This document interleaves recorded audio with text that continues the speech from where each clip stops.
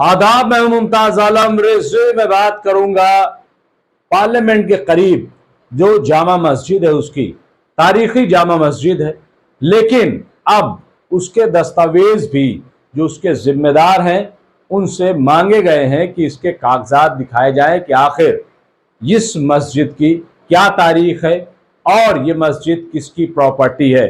5 जन जो कि आरएसएस का मुखपत्र है, उसमें ये रिपोर्ट आई है कि इस मस्जिद के बारे में अब रिपोर्ट मांगी गई है। दरअसल आपको मालूम होगा कि इससे पहले जो दिल्ली वक्फ बोर्ड के तहत 123 प्रॉपर्टीज दिल्ली में वक्फ हैं, उनके सिलसिले में केंद्र सरकार ने एक ऑर्डर जारी किया था और यह कहा था कि तमाम जो प्रॉपर्टी हैं वो केंद्र सरकार की हैं, केंद्र सरकार के अधीन आती है। हालांकि इस मामले में दिल्ली वक्फ बोर्ड ने बाकायदा जो है, मामला चल भी रहा है, लेकिन फिर पिटीशन की थी और फिर जो बात है कि फिर दिल्ली वक्फ बोर्ड के अधीन जो है ये 123 प्रॉपर्टी आने की बात कही जा रही है। लेकिन अभी ये फिर एक खबर आई है, इसमें कितनी सदाकत है नहीं मालूम, लेकिन ये मामला चूंकि चल रहा है और ये जिस मस्जिद की हम बात कर रहे हैं ये बिल्कुल पार्लियामेंट के करीब सामने ही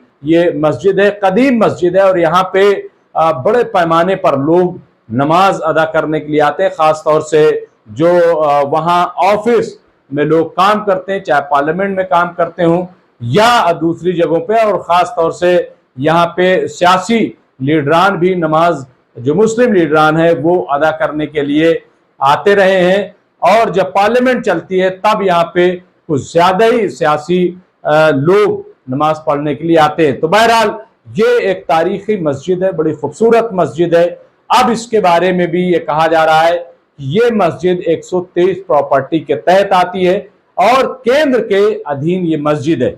और इस तरीके की बहुत सारी जो 123 प्रॉपर्टीज का नाम दिया जा रहा है जो दिल्ली वक्फ बोर्ड को दे दी गई थी। इससे पहले ये पूरा मामला आप देखिए कि ये जमीन जो है वो दिल्ली वक्फ बोर्ड को दे दी गई थी, लेकिन पिछले कुछ महीने पहले जो है सरकार ने, केंद्र सरकार ने फिर इन तमाम प्रॉपर्टीज को अपने मातहत कर लिया था। उस पर दिल्ली वक्फ बोर्ड ने अदालत का दरवाजा खटखटाया था। तो अभी ये मामला जो है वो हाई कोर्ट में, दिल्ली हाई कोर्ट में जेर समाअत है, मामले पर सुनवाई चल रही है।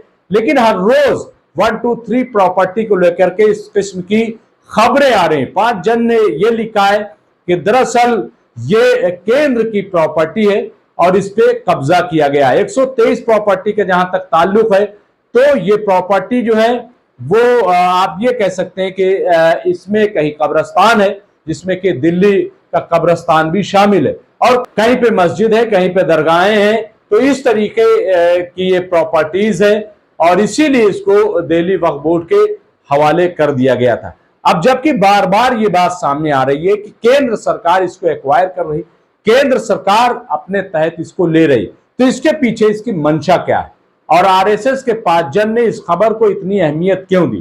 कहीं ऐसा तो नहीं है कि सरकार की और आरएसएस की नीयत खराब हो गई, क्योंकि ये जो 123 प्रॉपर्टी है ये अरबों की प्रॉपर्टी है और इस पर शुरू से ही अगर देखें तो जो फिरका परस्त ताकतें उनकी नीयत खराब है कि आखिर ये जो अराजी है, ये जो जायदाद है वक्फ की, ये वक्फ बोर्ड के तहत कैसे चली गई।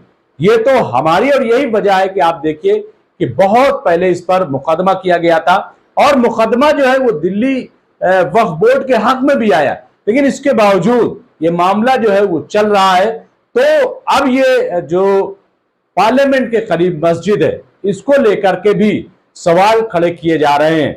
अब बार बार जो है आप देखिए कि मस्जिदों को लेकर के एक मुहिम, एक बहस जो है वो छेड़ी जा रही। अभी मथुरा का मामला चल ही रहा है, काशी का मामला चल ही रहा है, वहीं ताजमहल पर भी कोई दावा कर रहा है, तो कोई शाही जामा मस्जिद दिल्ली पर दावा कर रहा है। तो इन सब से हट करके ये जो 123 प्रॉपर्टी है इस पर भी दावा इस तरीके से शुरू हो गया है और ये कहा जा रहा है कि केंद्र सरकार जो वो उसके मातहत ये तमाम प्रॉपर्टीज हैं। अब ये सवाल ये है कि जब इसको दिल्ली वक्फ बोर्ड को दे दिया गया, दिल्ली वक्फ बोर्ड इसको देख रहा है और ये तमाम जो जमीन है, कहीं मस्जिद जैसा कि मैंने बताया, कहीं कब्रिस्तान है, तो सवाल यह है कि केंद्र सरकार क्यों इस पर कब्जा चाहता है, क्यों वो इसको लेना चाहता है? क्या ये जो मस्जिदें बनी हुई हैं, क्या कहीं इस पे बुलडोजर चलाने की तो तैयारी नहीं? क्या इस पर कुछ और तामीर करने की तो तैयारी नहीं? आखिर ऐसा बार बार क्यों किया जा रहा है? तो बहरहाल इसको लेकर के जो मिल्लत है उसमें काफी सनसनी है, काफी जो है इस बात को लेकर के चर्चा है कि आखिर सरकार की नीयत क्या है, सरकार क्यों बार बार जो है इस तरीके की बातें कर रही है। मामला जबकि अभी भी हाईकोर्ट में जेरे समाअत है, तो ऐसी खबरों को कि दस्तावेज मांगे गए, अगर दस्तावेज मांगे भी हैं तो इसमें कोई हर्ज नहीं है। केंद्र सरकार को दस्तावेज, मैं समझता हूं कि जो मस्जिद की कमेटी है वो केंद्र सरकार के सामने दस्तावेज पेश करेगी। मस्जिद बहुत पुरानी है, मस्जिद में मुसलसल जो है वो नमाज अदा की जा रही है, मस्जिद का रेनोवेशन भी हुआ है, तो आप देख सकते हैं कि उसमें जदीद कारी भी हुई है। तो इस मस्जिद को मातहत करने का क्या मकसद है, ये देखने वाली बात होगी। तो इस सिलसिले में हम आपको अपडेट करते रहेंगे कि आखिर इस मामले में क्या कुछ चल रहा है, और अगर मुमकिन हुआ तो इस मस्जिद के जो इमाम है मौलाना मुहिबुल्लाह नदवी, मैं उनका इंटरव्यू भी आपकी खिदमत में पेश करने की कोशिश करूंगा। और जो दिल्ली वक्फ बोर्ड के चेयरमैन है अमानतुल्लाह खान, वो क्या इस मामले में कर रहे हैं, इसकी भी जानकारी आपको दूंगा। बहुत बहुत शुक्रिया।